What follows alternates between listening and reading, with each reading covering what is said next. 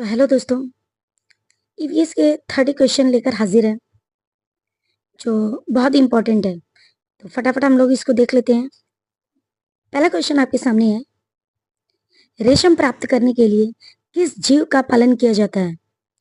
ए मधुमक्खी, बी रेशम का कीड़ा, सी तितली या फिर डी मकड़ी। तो सही जवाब हो जाएगा बी रेशम का कीड़ा। रेशम के कीड़ों को शहतूत के वृक्षों पर पाला जाता है। जो रेशम के कीड़े होती हैं वो शहतूत के पत्ते को खाकर अपना जीवन यापन करते हैं। अगला प्रश्न है, प्रश्न नंबर 2, रेशम के कीड़ों के पालन को क्या कहते हैं? रेशम के कीड़ों के पालन को क्या कहते हैं? A apiculture, B sericulture, C horticulture या फिर डी पिसीकल्चर। तो सही जवाब हो जाएगा बी सेरीकल्चर। स से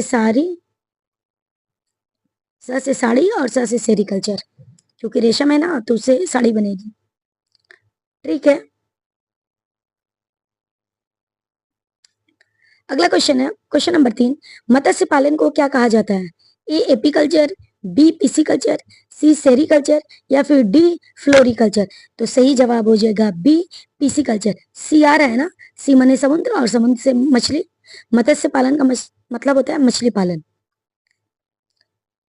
अगला क्वेश्चन है, बागवानी को क्या कहा जाता है? ए हॉर्टिकल्चर, बी एपीकल्चर, सी सेरीकल्चर या फिर डी पिसीकल्चर। तो सही जवाब हो जाएगा ए हॉर्टिकल्चर।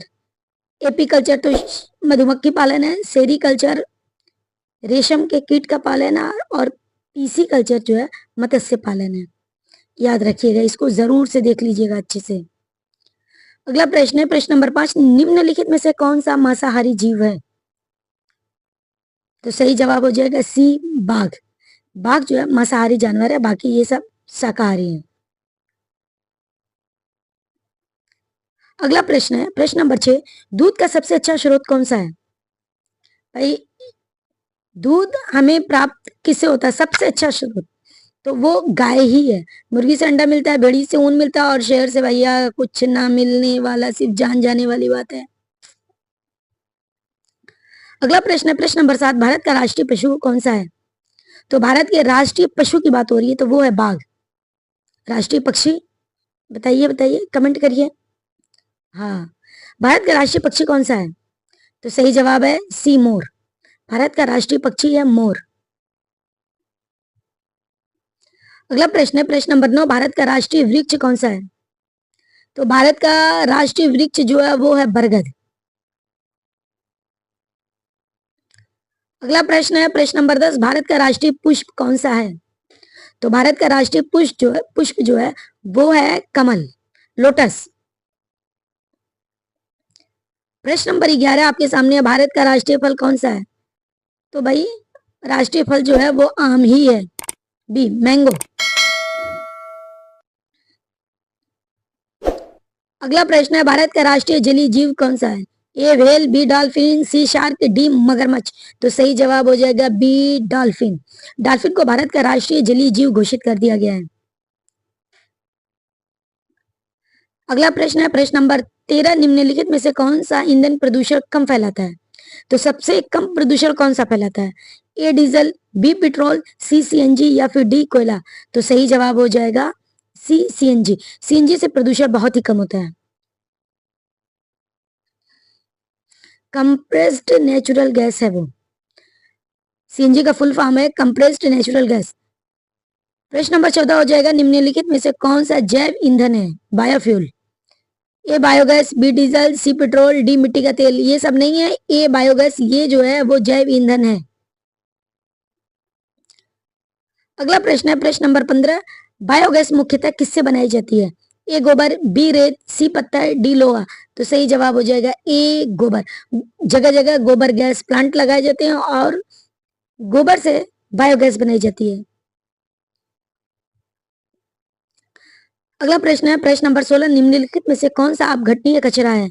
ए प्लास्टिक, बी कांच, सी फलों के छिलके या डी टिन। अपघटनीय कचरा ऐसा कचरा जो मिट्टी में सड़ गल जाए।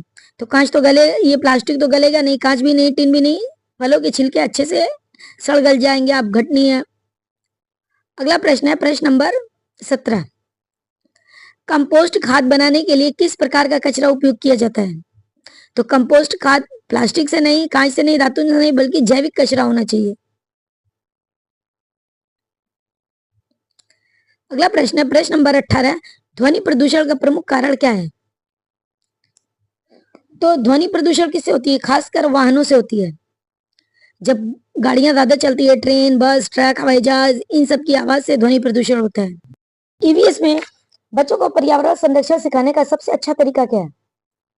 ए केवल किताब पढ़ाना, बी वृक्षारोपण कराना, सी केवल परीक्षा लेना, डी केवल गृह कार्य देना। ये केवल केवल माई निगेटिव समझा जाता है, केवल हो तो उसको काट दीजिए पहले ही।